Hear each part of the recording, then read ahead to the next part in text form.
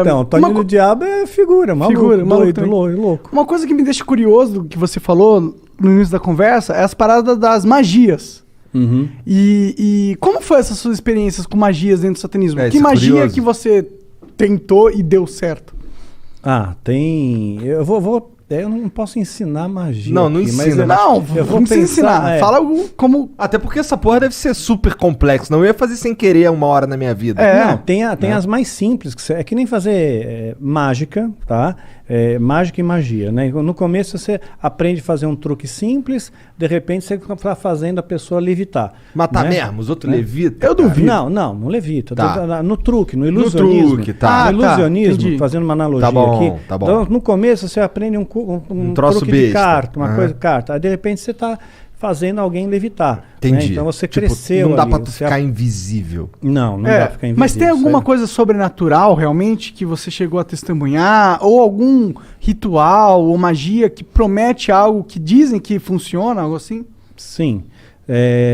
Muitas vezes eu lançava feitiço contra líderes religiosos, né? Porque eu não ia com a cara deles.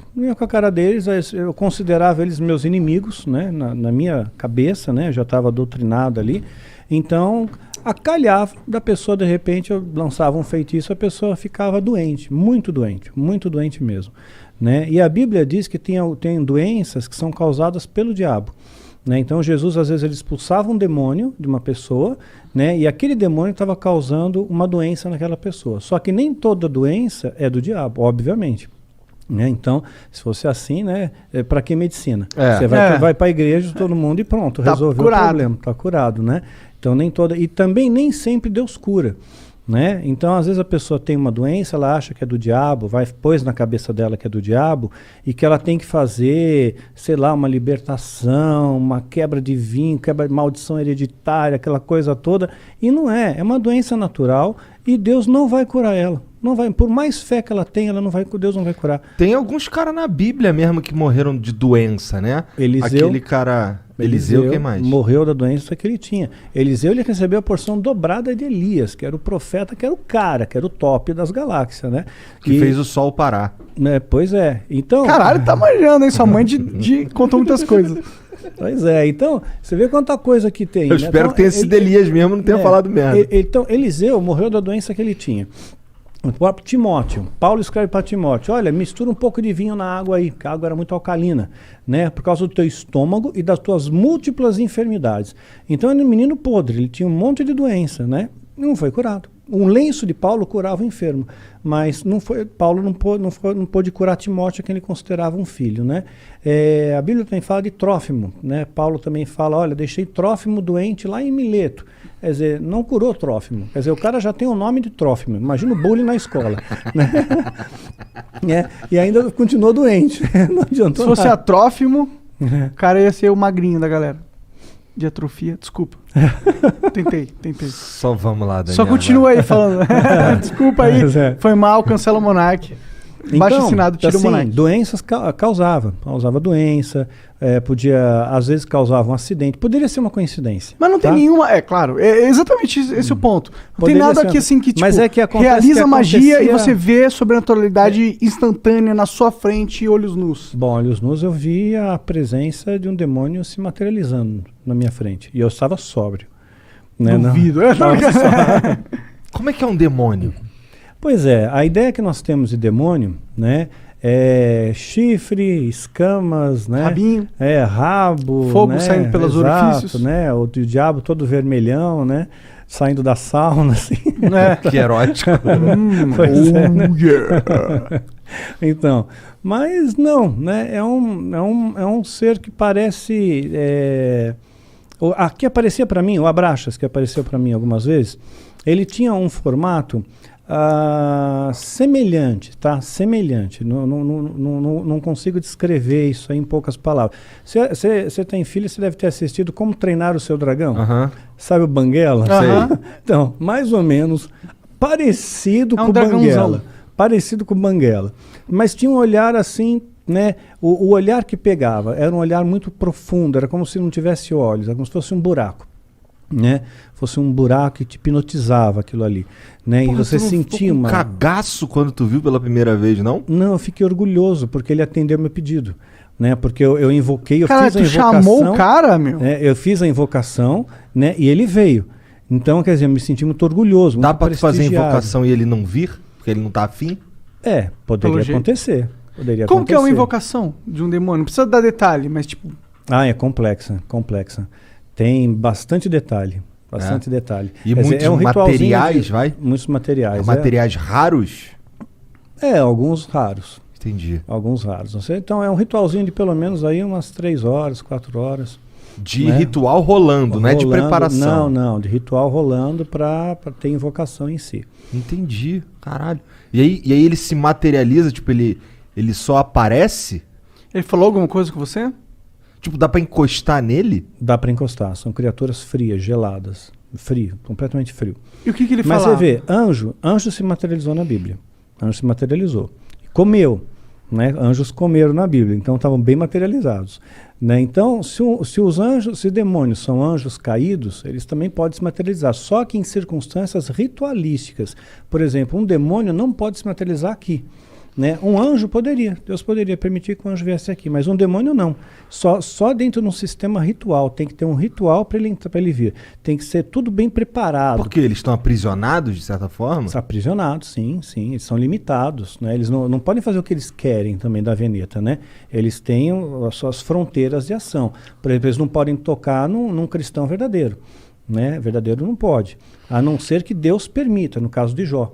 Né? Então Satanás pediu para tocar, tocou e Jó não blasfemou contra Deus. Jó foi um cara que se fudeu pra cacete, né? Muito, se lascou pra caramba. Ficou doente, tudo, né? Ficou doente, perdeu dinheiro, família, tudo. Morreu todo mundo, ele ficou sozinho. E mesmo raspava assim, as pereba com telha, exato, né? com telha, exatamente. E no final Deus recompensa ele, né? E ele, no final, Jó chega a dizer, antes eu conhecia Deus de ouvir falar, agora eu vejo com os meus olhos, né? Então... Amaldiçoa teu Deus e morre. Exato, isso mesmo. Os amigos de Jó, né, que vinham lá, largavam o pau que tá em cima dele. Então, às vezes Deus permite que essas coisas aconteçam. Então, teve gente que já falou para mim, falou, Daniel, perdeu teu filho, perdeu teu esposo, isso aí foi rechaçado pelo satanismo. Eu não vejo dessa maneira. Rechaçado em que sentido? O satanismo está me atacando com feitiço, com magia e causou esses efeitos, né? Mas eu não vejo assim. Não? Não, de forma alguma. Eu vejo assim como coisas que Deus permite, que as pessoas morrem no mundo. Né? Isso acontece, né? Então as pessoas têm depressão, né? Então aconteceu, eu vejo como uma fatalidade. E mesmo se fosse no caso como Jó, né? Vamos supor que o demônio tivesse pedido permissão para Deus, olha, deixa eu tocar lá no Daniel, né? Porque vamos ver se realmente ele segura a onda, vamos ver se ele é cristão de verdade, vamos ver se ele não vai se rebelar contra Deus, né? Depois se eu tirar dele o que ele tem de mais precioso, né? Que era o meu filho, né? Principalmente, né? Então tirou. Aí eu nunca me rebelei, nunca questionei a Deus, nunca briguei com Deus, né? Eu sempre costumo fazer a oração que Jesus nos ensinou como modelo do Pai Nosso, né? E dentro dessa oração está escrito, olha, Pai, seja feita a tua vontade, assim na terra como no céu.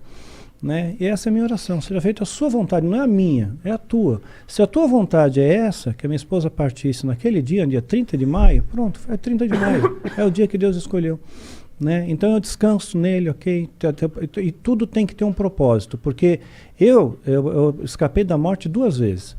Né? Então por 2 vezes escapei da morte. Então, olha, eu diria que 3, se contar da vez que reagiu a arma lá do cara. Se contar nessa 3, porque ali 2 vezes, né? Então, assim que eu vi a morte de perto, né? Você sente o cheiro da morte de perto, né? E então, quer dizer, se eu não fui, é porque tem algum propósito aqui ainda, tem alguma coisa ainda para fazer aqui. E quando terminar esse propósito, aí Deus me leva. Era alguma coisa ligada a esse assunto de satanismo e tal, que tu quase morreu, ou não tinha nada a ver? Não. Teve uma das ocasiões, por exemplo, foi no ano passado, né? Eu estava foi dia 30 de novembro do ano passado, ia entrar dezembro foi o mês que meu filho partiu, né, dia 22 de dezembro, então eu estava muito angustiado com aquele negócio, poxa, vai entrar dezembro, mais um Natal, mais um final de ano, aí eu tomei um monte de comprimido para dormir, eu só queria dormir, eu não quis matar, né, o interesse não era morrer, só que eu acabei aspirando, e tive uma pneumonia aspirativa e entrei em coma profundo, né? Caralho. Pois é, fiquei 22 horas em coma profundo, entubado, acordei entubado no hospital, Caralho. assim. Então, ali Você foi você dormir sente- na tua cama e acordou entubado. Acordei entubado. Né? E é muito horrível, meu, você acordar com um tubo na boca. Deve ser, cara. Deve ser assustador em primeiro é lugar. indescritível, indescritível. É, porque até o momento você acha que você tava só dormindo. Pois é, eu tava dormindo de boa, quando você acorda, tubo na boca, né? Um ambiente diferente, onde eu tô, quem sou eu, né? Que doideira. É. Mas, tá. Pra que tu chamou o Abraxas, cara? Então, eu queria testar o ritual de invocação. Porque se eu conseguisse que ele aparecesse, eu ganharia méritos dentro da Irmandade. Tinha alguém testemunhando ali? Não tinha. Não tinha, mas a minha palavra valia porque supostamente esse demônio validaria essa palavra, né, para o sumo sacerdote. Né? Então eu fiquei muito orgulhoso com aquilo. Então a primeira coisa que eu perguntei para ele, né, eu toquei, para ver se era real, né, gelado, frio, né, e me olhava fixamente nos olhos, né, mas eu não conseguia olhar por muito tempo, né. Ele era da tua altura? Não, estava mais alto que eu, mas estava como se estivesse ajoelhado, sabe? Tá. Né? Como se estivesse ajoelhado, não, ajoelhado, sentado sobre os joelhos. Tá. Ele tinha quatro membros? Sim.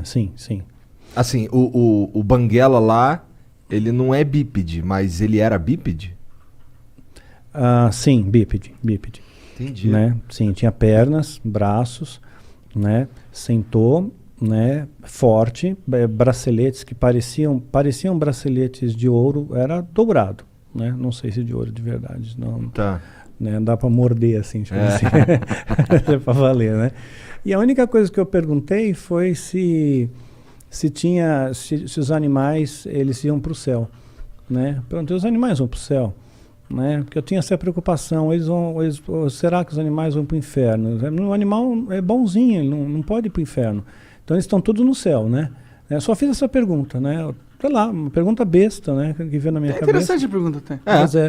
Mas eu fiquei no vácuo, eu não tomei resposta nenhuma e ele desapareceu. E olha lá, ele, porra, tu me chamou pra isso, meu irmão? Caralho! Deixa eu tomar no cu, Porra! Eu queria a porra da tua alma, não quero só um quiz aqui, eu sou o dicionário Aurélio da divindade, pô.